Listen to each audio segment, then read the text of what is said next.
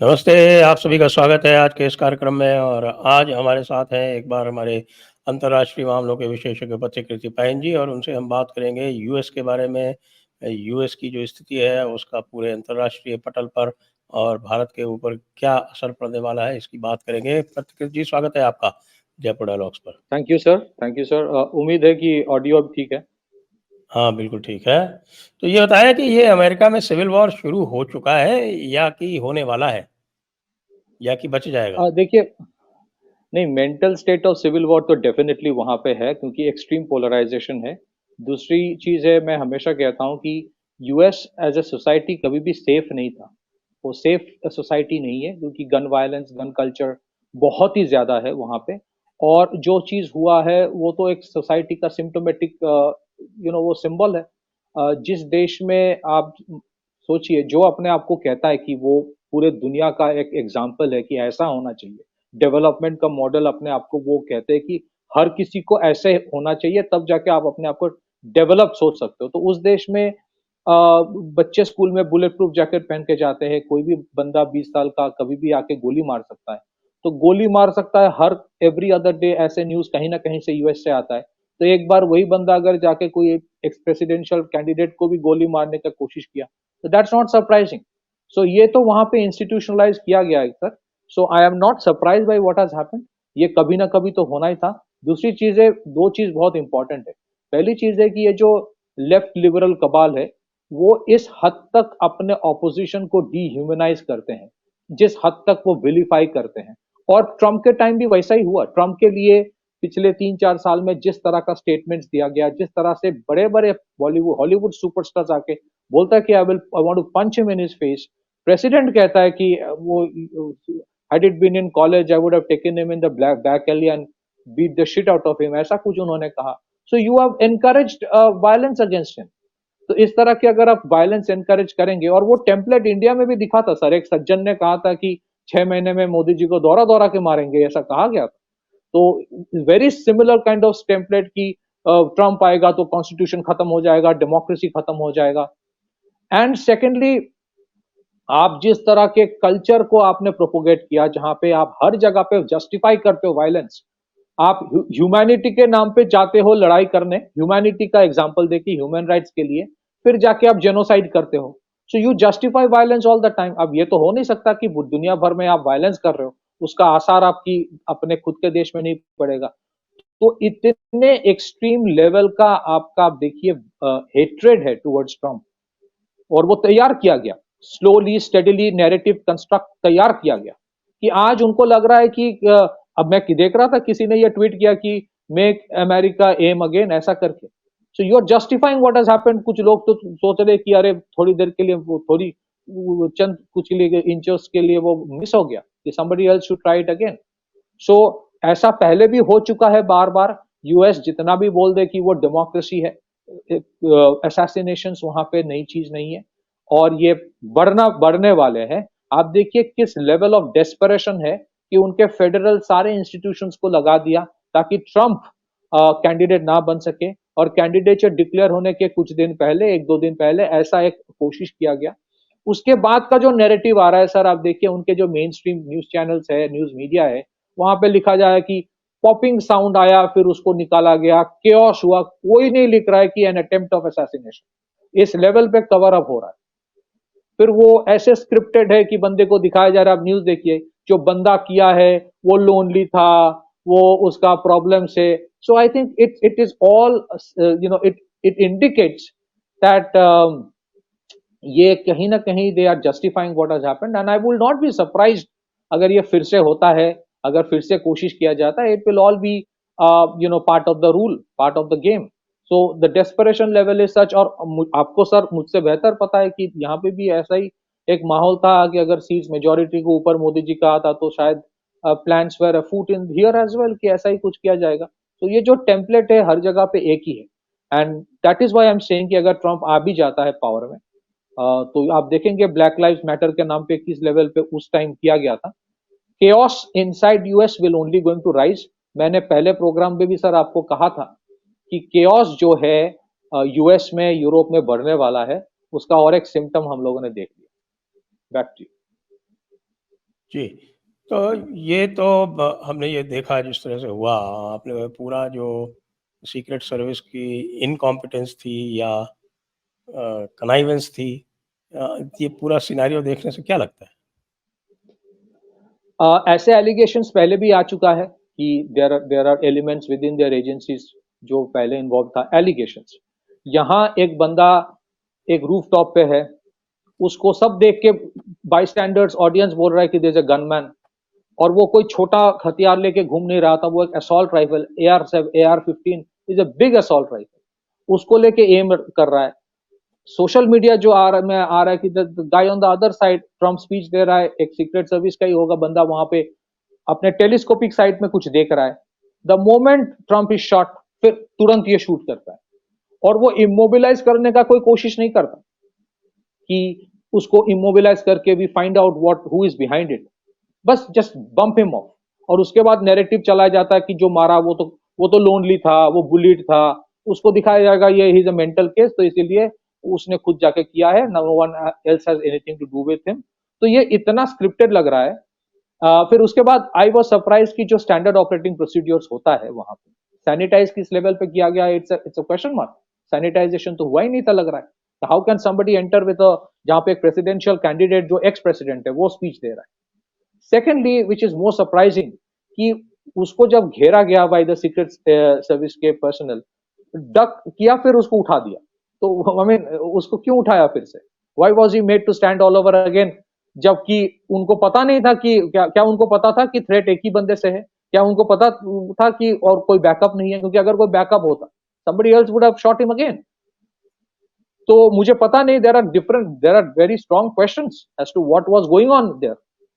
और it is for sure, और इसमें very interestingly there is a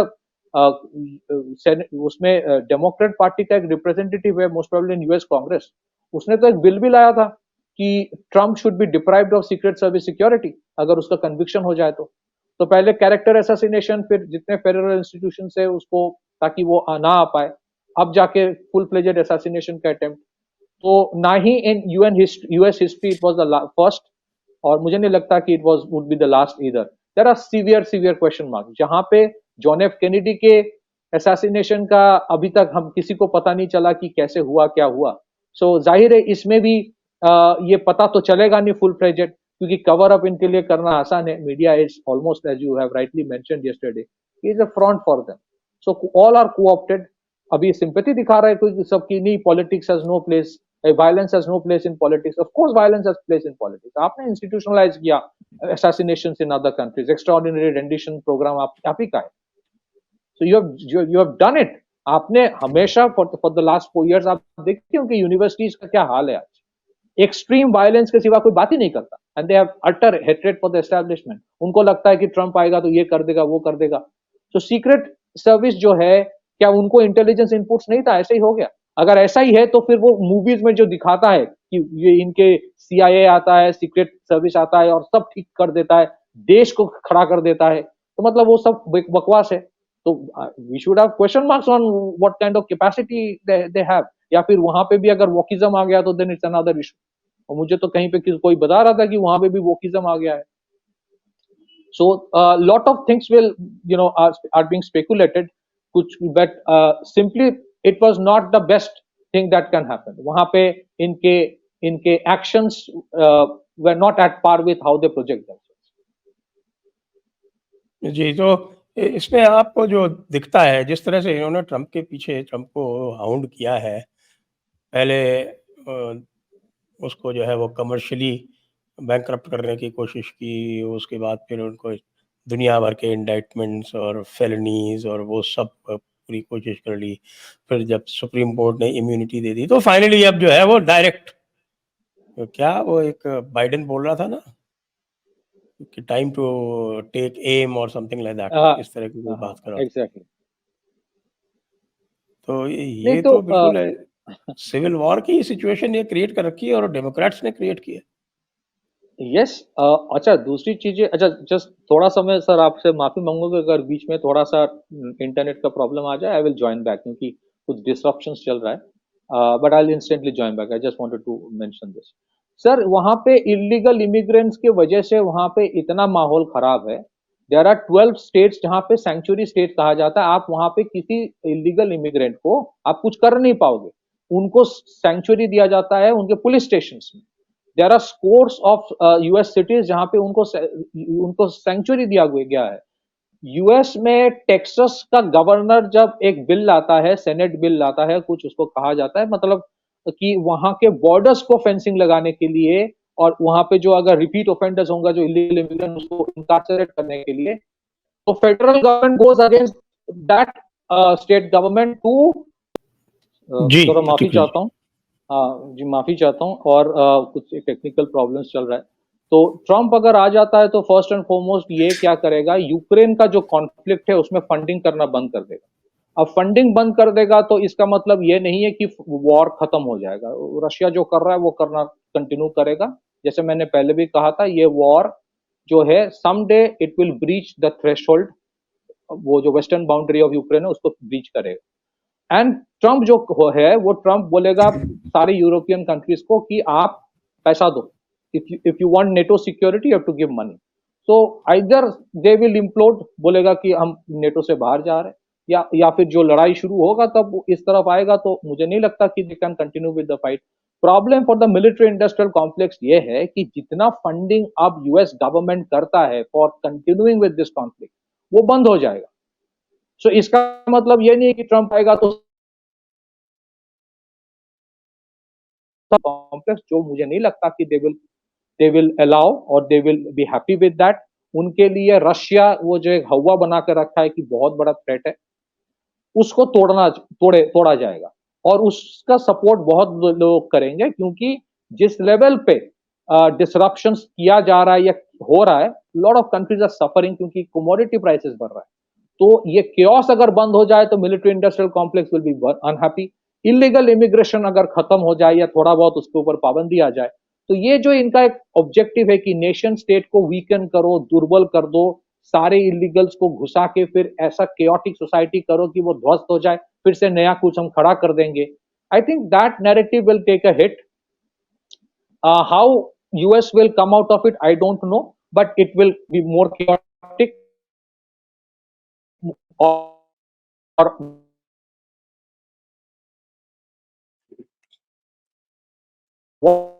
what happens is sorry he will be very ruthless on जिसको कहते हैं कि with ईरान। तो कॉन्फ्लिक्ट वहां पे बढ़ता रहेगा। बट इंटरनल जो क्राइसिस है, जो चीज बाइडेन ने किया है, जो शैडो गवर्नेंस कोई और चला रहा है, जिसके आसार आजकल आ रहा है कि they would rather prefer a person who is delusional and living in a different world all together, उसी को ये प्रेफर कर रहा है। और जो प्रेसिडेंशियल कैंडिडेट, आपकी आवाज चली गई। You lost your voice. Hello hello hello. Sir मुझे लगता है कुछ प्रॉब्लम चल रहा है आज क्योंकि यहाँ पे बहुत जी, बारिश है। सो बिकॉज ऑफ द अच्छा। Rain tremendous disruptions happen. हाँ, अभी आई एम आ गया सॉरी, आई वापस डोंट नो आप। व्हाट टू से टू यू। Please continue. ठीक है, ठीक है। सो फ्रैंकली ये डिस्ट्रप्शन अगर होता है तो I hope there is no मतलब deep state behind it, but problems चल रहा है। So anyways I think overall if you look at it, overall if you look at it, I think the chaos is only going to go up. और इस तरह का chaos US में होगा, ऐसा नहीं है कि इंडिया एकदम इम्यून रहेगा। इंडिया के ऊपर उसका इम्पैक्ट बहुत बड़ा पड़ेगा क्योंकि अगर US is in chaotic situation, अगर western Europe is in chaotic situation, demand would take a tremendous hit across the world. So recessionary impact उसका होना लाजमी है। Eventually it might help India to become far more resilient, लेकिन intermediate phase में problems है। तो मुझे लगता है कि इंडिया बहुत सारी चीजों में they should have a plan B as to how to you deal with it. It's not about Biden और इट्स नॉट अबाउट ट्रम्प। जो कोई भी आएगा, the chaos is not going to go down. Biden, if he comes back, he will continue with what he was doing, और उससे decay of US will continue as it was going on. Trump अगर आएगा तो वो इतना disruption करेगा by stopping the conflicts कि internal incoherence within US will go up. Overall, as you look at it, I think for the next 4-5 years, we are going for deep, deep challenges. US within US problem sir US का ये है वो chaos के साथ कभी रहना सीखा नहीं है in the last 80 years. Conflicts for them was always a distant thing. हो रहा है कहीं और that they watch on television. But that conflict is seeping down within their own society. चाहे वो their own citizens versus illegal immigrants, चाहे वो wokeism versus the nationalist, चाहे वो certain elements trying to create disruptions within their own society, और चाहे ये जो spate of loss of faith on US currency या US ruling the world, ये खत्म होगा. And the next most important thing that is going to happen, हालांकि ये openly कोई बोलेगा नहीं, but frankly I think countries will start say कि don't give sermons to others. आप दूसरों को लेक्चर मत दो. आप सोचिए ये चीज कोई और देश में अगर होता तो US state department white house के स्पोक्स पर्सन आके क्या बड़ा बड़ा लेक्चर मारता, और अपने देश में उनके प्रेसिडेंशियल कैंडिडेट एक्स प्रेसिडेंट के ऊपर ऐसा अटैक होता है. मतलब the coverage in the media is such कि ये तो एक individual lone wolf kind of है, बुलेट था, जैसे हमारे देश में बुरहान वानी का डिफाइन कर दिया गया था एक टाइम, उसी तरह से अरे बेचारा था क्या करे, गोली मार दिया. So I think I can tell you this much, ये लास्ट, it was not the first assassination attempt in US and it would not be the last either. Some people might say कि इंडिया क्यों ये सब बोल रहा है, India का हालत थोड़ी उससे बेहतर है. Sir we are a $4 trillion economy. हम यूएस के साथ कंपैरिजन नहीं कर रहे, पर हम यूएस की तरह दुनिया भर को बोलते नहीं रहते कि हमारी तरह बनो. सो यूएस जो सरमन्स देता है, people will stop taking it anymore. So either way the chaos is only going to rise. और मुझे लगता है कि इसके बाद जो पोलराइजेशन है वो और भी बढ़ेगा. ये वही देश है जहां पे सर सिविल वॉर हो चुका है पहले. ऐसा नहीं है कि जितना भी वो डेमोक्रेसी के नाम पे बड़े बड़े बात करे यूएस और जो चीज वो लोग बोलते हैं, they have done exactly opposite of that always. So fundamentally, whether it's the currency, whether it's the hope and the faith within their own economy, whether it is security within their own country, whether it is the political maneuvering, या whether it is the funding by the strong lobbies as to which direction the country will go. आप मुझे sir एक चीज बताइए, क्या US का कोई road map है कि वो करना क्या चाहता है in the next 10 years with their own country and the world? India को तो चलो है कि हम बहुत सारे चीजों में आत्मनिर्भर नहीं है, हमें आत्मनिर्भर बनना है, हमें $5 ट्रिलियन इकोनॉमी बनना है, हमें अपना कल्चर को बरकरार रखना है या उसको बढ़ावा देना. वी नो हमारे गोल्स क्लियर है, होगा कि नहीं होगा अलग है. But what is America's goal for the next 10 years? And what have they done with their universities जहां से लोग निकल के they will drive the country for the next 10 years, 20 years, 30 years? उनका मानसिकता क्या है?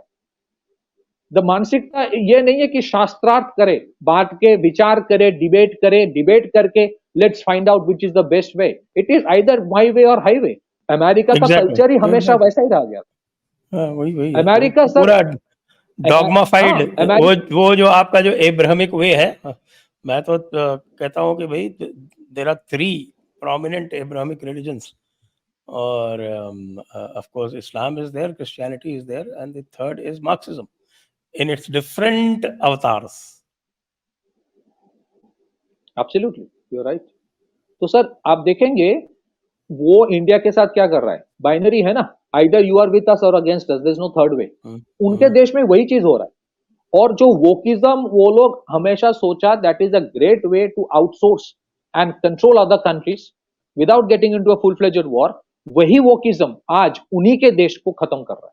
मैं पहले भी आपको चैनल में बोल चुका हूं कि वो पीछे मुड़ के देख रहा है तो दे सीइंग कि their own countries in real डॉलरम्स. So US as a society, अब कोई आके आपके कमेंट बॉक्स में अभी लिखेगा कि अरे I am staying in a great neighbourhood, कुछ प्रॉब्लम नहीं है, तुम लोग क्या बोल रहे हो. ऐसा नहीं है. If you look at the larger context of the country, जो देश अपने आप को इतना पावरफुल सोचता है, 29 to 30 ट्रिलियन डॉलर की इकोनॉमी है, सब कुछ बोलता है कि हमारे तरफ से चलेगा, वी विल डिसाइड. अब उसके देश में बच्चे बुलेट प्रूफ जैकेट पहन के जा रहा है. Prescription drugs and narcotics is a norm then an exception. Drugs is a normal thing. Assault rifles, these are, अच्छा जिस राइफल से इसने गोली मारा था, it's a military grade assault rifle. ये कोई civilian version of military arm भी नहीं है. इट्स अ मिलिट्री ग्रेड जहां पे you can have automatic firing. अब वो तो बच गए बिकॉज कुछ क्रॉस विंड शायद चल रहा था, या फिर वो थोड़ा एमेच्योर था कि वो हेडशॉट लेने का कोशिश कर रहा था। कोई प्रोफेशनल होता तो he would have been gone for a body shot. और ट्रम्प का है थोड़ा सा इधर उधर घूमता है तो वो हो गया, डक हो गया, नहीं तो we would have been discussing something else today. हम तो कुछ और डिस्कस कर रहे होते। सो ये सर आप मेरी बात सुनिए, ये बहुत इंपॉर्टेंट है। ये it is so perfect that it cannot be a happenstance. ये हो ही नहीं सकता कि ऐसा ही एक बच्चा जाके गोली मार दे, क्योंकि script is very very clear. हाँ, इसका कभी सबूत नहीं मिलेगा, that's how it is done.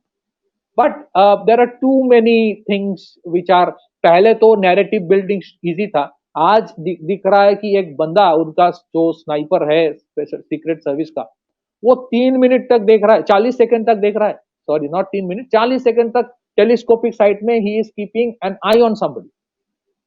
अच्छा, जब उसके ऊपर शूटिंग हुआ उसके बाद वो मारा, और मारने का मतलब ठीक है, heat of the moment, that moment I cannot say कि उसको ये करना चाहिए था वो करना चाहिए था, बट जनरली क्या होता है, आप इमोबिलाइज कर सकते थे, you could have shot him कि वो कम से कम जिंदा रहे तो फाइंड आउट द ट्रेल। ये तो एकदम इसने भी शायद हेडशॉट मारा है, इसको एकदम just cut him off so that there is no trail perhaps. So things are not, आप अपने देश में आपके अगर एक्स प्रेसिडेंट और प्रेसिडेंशियल कैंडिडेट का ये हाल है, तो फिर आप किसी और मुझे देश तो को ये मत बोलो। पूरा कनाइवेंस लगता है, मुझे तो पूरा कनाइवेंस लगता है ऑफ इसमें कोर्स। तो। और तो आप उससे ये हाँ जो जी। इनका जो है ना, जैसे लोग कह रहे हैं, आपने विवेक रामास्वामी का भी बयान देखा होगा, तुलसी गैबर्ट का भी आपने बयान देखा होगा, जो वो कह रहे हैं कि भाई वो डायरेक्टली नहीं कह रहे हैं कि दे आर कॉम्प्लिसिट या इनका कनाइवेंस है, लेकिन वो कह रहे हैं कि जो इन्होंने हेट कल्चर, जो एटमॉस्फेयर ऑफ हेट जो जनरेट किया, जिसमें लगातार वो एडोल्फ हिटलर से कंपेयर करते रहे और फैसिस्ट बताते रहे ट्रम्प को, तो उससे जो है वहाँ का जो गन कल्चर है उसमें तो वो वैसे ही इजी टारगेट बन जाता है। यही काम भारत में ये मोदी के खिलाफ कर रहे हैं। अच्छा मोदी को सर, कोई एक ना कोई चीज किसी न ऐड मैं किसी करना तरीके चाहता से हूँ। हिटलर बोलता रहता है, हाँ सर। कभी कोई राइट। फैसिस्ट बोलता रहता है, कुछ भी बोलता रहता और उसको अच्छा, जिस तरह से इंडिया में डीप टेक कंपनीज ने उसको एम्पलीफाई किया एल्गोरिदम एआई से मोदी के खिलाफ, वहां पे भी उनके डीप टेक कंपनीज को anti Modi narrative, anti Trump narrative को एम्पलीफाई किया टिकटॉक से और कहीं और जो जो चीजें हैं करके, उनके भी जो और ट्विटर हो चाहे यूट्यूब, हर चीज में एम्पलीफाई किया गया और ट्रंप वाला नैरेटिव को बैन करके रखा गया। तो आप एक ही तरह देखते हो, और आज के जमाने में अटेंशन स्पैन इतना कम है, डेप्थ में कोई जाते नहीं, the whole generation coming up उनका अटेंशन स्पैन कम है, वो हर दिन एक ही चीज देखता है कि Trump is evil, Trump is evil, तो उसको लगा कि यार इसको मारना ही चाहिए। That is what Vivek Ramaswamy is saying कि यू हैव वो डेलिबरेशंस का, डिबेट का, अल्टरनेट व्यू पॉइंट का कोई स्पेस ही नहीं रखता। हालांकि वो अपने आप को लेफ्ट लिबरल कहते हैं, बट कोई स्पेस रखता ही नहीं है। That's what I am saying कि वो इतने अपने ऑपोजिशन को डीह्यूमनाइज करते हैं। सर मैं आपको एक एग्जांपल देता हूं माओइस्ट के बारे में, बिकॉज मैं काफी एंटी माओइस्ट ऑपरेशंस जो होते हैं सेंट्रल पुलिस फोर्सेस के, as a journalist have gone in many of them. है। सर इस लेवल पर उसमें जब माओइस्ट कोई ऑपरेशन करते हैं ना, जब पुलिस के साथ इनका मुठभेड़ होता है, अगर कहीं पे इफ दे, अगर कोई सेंट्रल पुलिस का जवान मर जाता है, शहीद हो जाता है वहां पे, तो उसके बाद वो बच्चे को भेजते हैं, औरतों को भेजते हैं विद कुल्हाड़ी कि उसके बॉडी में इतने घात करो, इतने इतने वहां पे सिंबल्स होना चाहिए ऑफ वुंड कि जो उठाने आएगा वो डर जाए। There are incidents in Chhattisgarh जहां पे एक डेड सिपाही का पेट काट के उसके अंदर उसने एक बॉम्ब फिट करके फिर उसको सिल दिया, ताकि इसको जब लिया जाएगा हॉस्पिटल में, जब वो डॉक्टर पोस्टमार्टम के लिए पेट खोलेगा, that it blast over there itself. That is the level of hatred they create. आप सोचिए किस लेवल का हेट्रेड होगा तो you do something like that. तो ये कल्चर जो है, ये हमेशा से इसका जस्टिफिकेशन, इसका जो कहते हैं कि कवर अप, शैडो बॉक्सिंग, ये यूनिवर्सिटीज से और अर्बन नक्सल से ही होता है। और वहां पे it is the same template जो वहां से आया है, वहां के यूनिवर्सिटीज में भी यही है। आज भी आप देखोगे the country is not feeling sad, at least half of the country in US is not sad about what has happened. उनको तो regret हो रहा है, यार ये मिस हो गया. So correct. can you imagine what is going to happen then? तो ये भारत में जो स्थिति बनी है अभी इस समय, आप देख रहे हैं कि 240 सीट आने के बाद में भारतीय जनता पार्टी जो है वो तो अपनी विक्ट्री नहीं मना रही है, और जो लोग जिनकी सरकार नहीं बनी है वो जो है अपनी जीत का जश्न मना रहे हैं, और लगातार तरह तरह से, प्रकारांतर से, सीधे नहीं बोल के वेल्ड वे में धमकियां दे रहे हैं कि बस अब हमारी सरकार आने वाली है, फिर हम तुमको देख लेंगे. आप देखेंगे ट्रम्प का जो कल बॉडी लैंग्वेज था, और कल से ट्रम्प का जो बॉडी लैंग्वेज है, he is aggressive and he will be more aggressive. What I want to say is this, आपको अगर इस कबाल से लड़ना है ना, you have to be very aggressive. आप वहां पे मॉरल हाई ग्राउंड नहीं ले सकते, आप वहां पे महात्मा नहीं बन सकते. और जितना मुझे जानकारी है, अगर फ्राइडे को उसका प्रेसिडेंशियल कैंडिडेचर जो फाइनल हो जाएगा रिपब्लिकन्स की तरफ से, उसका जो स्पीच होगा वो स्पीच वो बदल रहा है. ही will B very very direct in that speech. मुझे लगता है इंडिया की पर्सपेक्टिव में अगर बात करें तो you have to call the spade the blood, अब द ब्लड स्पेड. आप वो राग ढाक के आप कुछ नहीं कर सकते हो. फेक न्यूज और डिसइंफॉर्मेशन को या तो you need strong laws to counter that, या तो you have to pound on it. नहीं तो आपको सर वो नैरेटिव बिल्डिंग में खा जाएगा, हालांकि आप बहुत अच्छे काम कर रहे हो.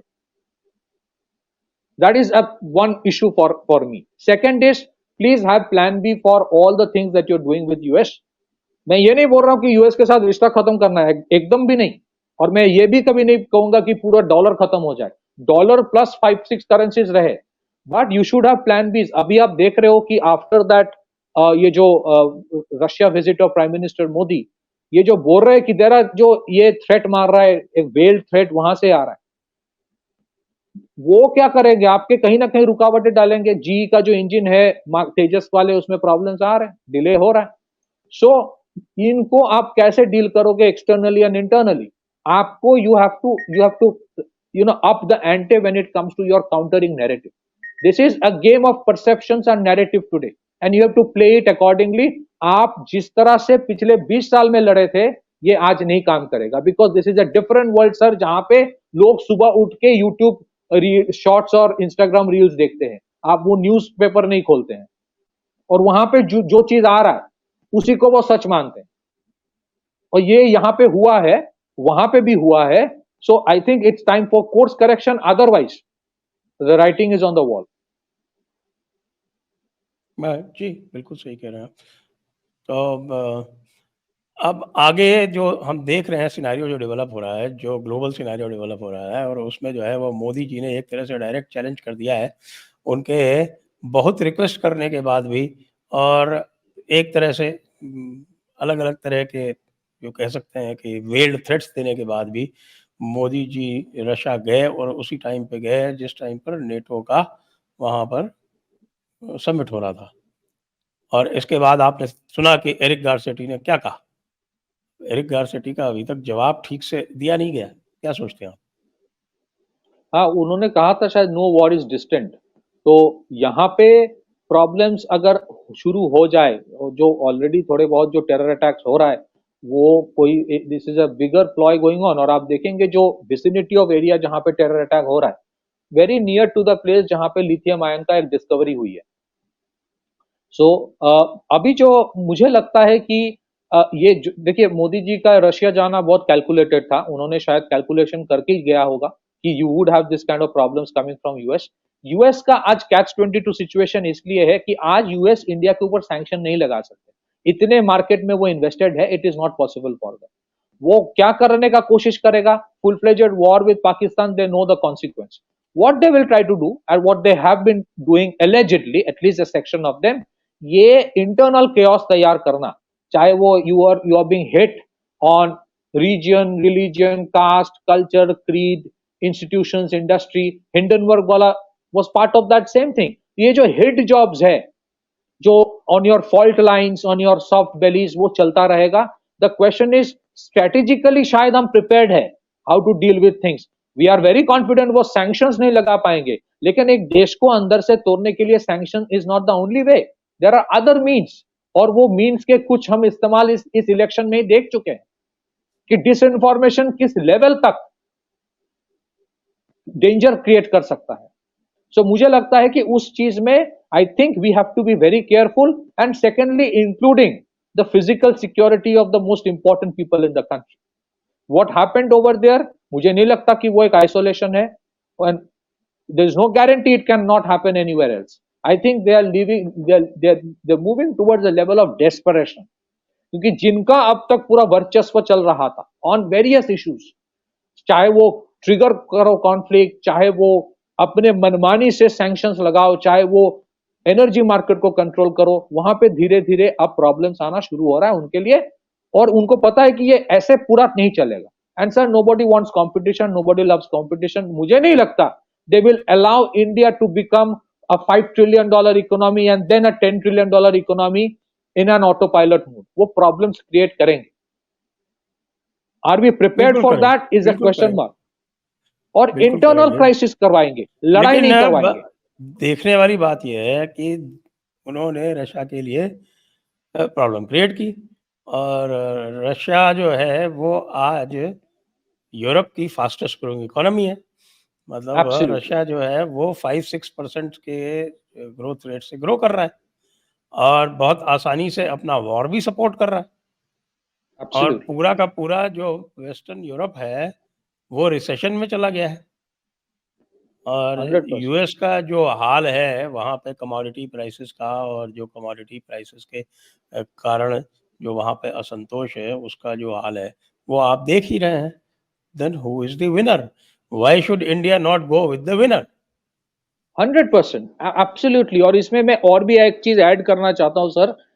ये जो ऑस्ट्रिया विजिट था, this was also a symbolic message कि यूरोप का मतलब वेस्टर्न यूरोप नहीं है. यूरोप का मतलब eastern Europe and central Europe भी है. दूसरी चीज है, एक अलग लड़ाई वहां पे चलता है सर, वो है between the Catholic and the Orthodox church. Orthodox church is controlled by Russia almost de facto. तो ये ईस्टर्न यूरोप आप देखेंगे रिलेटिवली इज मोर सिक्योर. मुझे लगता है इवेंचुअली वेस्टर्न यूरोप में फ्रांस के साथ या फिर यूके के साथ जो डिफेंस के कुछ एग्रीमेंट वो चलता रहेगा, but India will deepen not just its relationship with Russia but also with Eastern Europe. और Eastern Europe जो है has been very vocal about this wokism. Eastern Europe में बहुत सारे ऐसे देश है जो बहुत अनकंफर्टेबल है रशिया के साथ प्रॉब्लम क्रिएट करने में, और अनकंफर्टेबल है रशिया के साथ रिश्ता नाता तोड़ने में. और ऑस्ट्रिया जैसे जो देश है उनका अभी भी दे हैव ओपनली तो वोकली कुछ बोलता रहता है, but internally their relationship with Russia and Austria remains rock solid, क्योंकि उनको पता है कि अल्टीमेटली होना क्या वाला है. So you are absolutely right कि ये हमें करना चाहिए, but I am only saying we need certain plan B on various issues.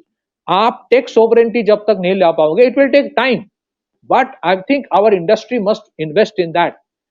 It will also be very important for us to have our own venture capital companies. आप US venture funds कभी ना कभी तो बंद हो जाएगा या कम हो जाएगा. ये जो बिना रेवेन्यू मॉडल के बिजनेस है ना सर, जो आज $1 बिलियन वैल्यूएशन है, कल पूरा जीरो आ रहा है. Byju is a great example. ये इस you know you need to move away from that. I would rather prefer Mudra Yojana जो है, मुझे लगता है कि आई एम होपफुली एम्पलीफाई और होगा. Proper revenue model में you create millions of micro enterprises rather than having one illusory $1 billion company. And I think जैसे कोविड के टाइम मोदी जी का एक वर्ड है आपदा में अवसर, and I think अगर वो क्राइसिस आए eventually India will be resilient. Problem क्या होता है, इंडिया के जो क्राउड है, पीपल है, लोग है, अच्छे हैं, no doubt about that, but they are to a great extent obsessed with the West कि वेस्ट जो बोलता है हमेशा सही वही है. That narrative building that they have done for a long time, उसको तोड़ने में टाइम लगेगा. I think a large number of people India में, including perhaps a section of the officials in government also, उनको अभी भी लगता है कि यूएस हमेशा सही है. मैं यूएस को विलेन नहीं समझता हूं, but I'm saying don't think everything that they say and do is absolutely, you know, don't take everything at face value. क्या हमारा प्लान भी है वो disruptions में? That is what I want to ask. And I'm sure in certain places they have done it. एक बहुत बड़ा कारण सर जो है, जो वेस्ट का इंडिया के प्रति इनका जो प्रॉब्लम है, वो ये है कि जो क्लाइमेट चेंज वाला इशू है, वहां पे we have done what is called a calibrated change. Disruption वहां पे बहुत जल्दी आ जाता, अगर हम उनकी बात सुन के सब कुछ एक दिन में चलो सब इलेक्ट्रिक व्हीकल कर देंगे, कंबशन इंजन खत्म कर देंगे, तब तो वो ऑटो इंडस्ट्री जो है ऑटोमोबाइल 150 टू 200 बिलियन डॉलर का, फिर जो ऑटो एंसिलरी इंडस्ट्री है वो कंबशन इंजन के ऊपर बेस करके बना है, that would have gone to the drains, it would have huge social chaos। तो क्लाइमेट चेंज वाला इशू है, टेक वाला इशू है, सप्लाई चेन वाला इशू है, that is why the Russia visit and INSTC जो international north south transport corridor, this are very crucial, क्योंकि पता है कल वहां पे प्रॉब्लम होगा, from Black Sea to Mediterranean to Swiss canal to Gulf of Aiden, problems होने वाला है। सो INSTC is very important. I am sure government is working on internal issues as well, but be rest assured कि US ने पिछले 10-15 साल 20 साल में dimension change कर दिया। हालांकि 1991 से आज तक उनका 251 मिलिट्री इंटरवेंशन हुआ है कोल्ड वॉर ऑफिशियली खत्म होने के बाद, बट फिर भी ये जो हाइब्रिड वॉर है, डिसइंफॉर्मेशन वॉर है, अरब स्प्रिंग वाला इशू है, ऑरेंज रेवोल्यूशन जो करते हैं, we have to be very very careful, क्योंकि उसका जो नींव है वहां यहाँ पे भी उसको बोआ गया है, and that is being projected. How do you deal with it? Well, the government will have to find out. Democracy रहना चाहिए, and I would still say our democracy is better than theirs। हमारे तो transition of power में इतना problem होते ही नहीं है। कितने सारे राज्य है वहां पे बीजेपी हार जाते, कांग्रेस आते, कांग्रेस हार जाते, बीजेपी आते। उनकी तरह थोड़ी है सर। कैपिटल हिल में 2021 में क्या हुआ वो भी सबको पता है, और अब क्या होने वाला है ये भी please understand. They will try their best even now कि ट्रम्प कन्विक्टेड हो जाए। ये गेम इज नॉट ओवर।